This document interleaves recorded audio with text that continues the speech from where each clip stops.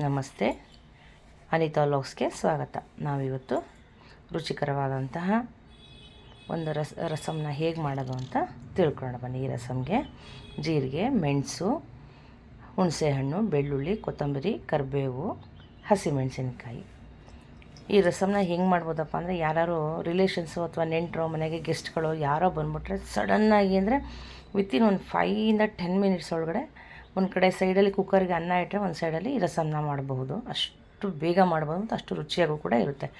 ಒಗ್ಗರಣೆಗೆ ಒಣಮೆಣ್ಸಿನ್ಕಾಯಿ, ಬೆಳ್ಳುಳ್ಳಿ, ಕೊತ್ತಂಬರಿ, ಕರಿಬೇವು, ಸಾಸಿವೆ ನೋಡಿ ತೊಗೊಂಡಿದ್ದಂಥ ಪದಾರ್ಥನೆಲ್ಲ ರುಬ್ಕೊಳ್ಳೋಣ. ಈಗ ಎಲ್ಲ ರುಬ್ಬಾಯಿತು. ನಂತರದಲ್ಲಿ ಒಲೆ ಮೇಲೆ ಒಂದು ಪಾತ್ರೆ ಇಟ್ಟು ಸಾಸಿವೆ, ಬೆಳ್ಳುಳ್ಳಿ, ಕರಿಬೇವಿನ ಸೊಪ್ಪು, ಸ್ವಲ್ಪ ಇಂಗು ಒಗ್ಗರಣೆಗೆ ಹಾಕೋಣ. ನಂತರದಲ್ಲಿ ರುಬ್ಬಿರ್ತೀವಲ್ಲ ಜೀರಿಗೆ, ಮೆಣಸು, ಬೆಳ್ಳುಳ್ಳಿ, ಹುಣಸೆ ಹಣ್ಣು, ಕೊತ್ತಂಬರಿ ಸೊಪ್ಪು, ಅಡುಗೆ ಅರಿಶಿನ,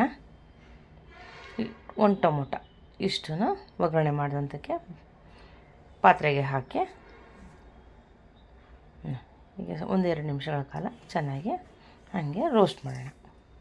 ಯಾಕಪ್ಪ ಅಂದರೆ ಹಸಿ ವಾಸನೆ ಹೋಗಲಿ ಅಂತ. ನಂತರದಲ್ಲಿ ಚೆನ್ನಾಗಿ ಹುರಿದ ಮೇಲೆ ಇಲ್ಲಿ ನಾವು ಮಾಡ್ತಾರಂಥ ಸಾಂಬಾರು ಒಂದು 5 ಜನಕ್ಕಾಗಷ್ಟು ತಿಳಿಸಾರನ್ನ ರಸಮ್ನ ಮಾಡ್ತಾಯಿದ್ವಿ.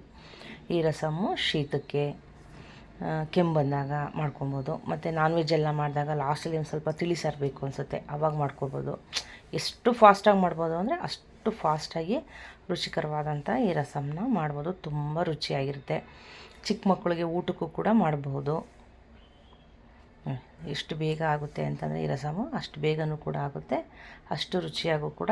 ಮನೇಲಿ ಸಾಂಬಾರು ಮಾಡಿರ್ತೀವಿ, ಶಾರ್ಟೇಜ್ ಆಗಿಬಿಡುತ್ತೆ, ಆವಾಗ ಚಕ್ ಅಂತ ಈ ಸಾಂಬಾರನ್ನ 5-10 ನಿಮಿಷಕ್ಕೆ ಮಾಡಿಬಿಡ್ಬೋದು.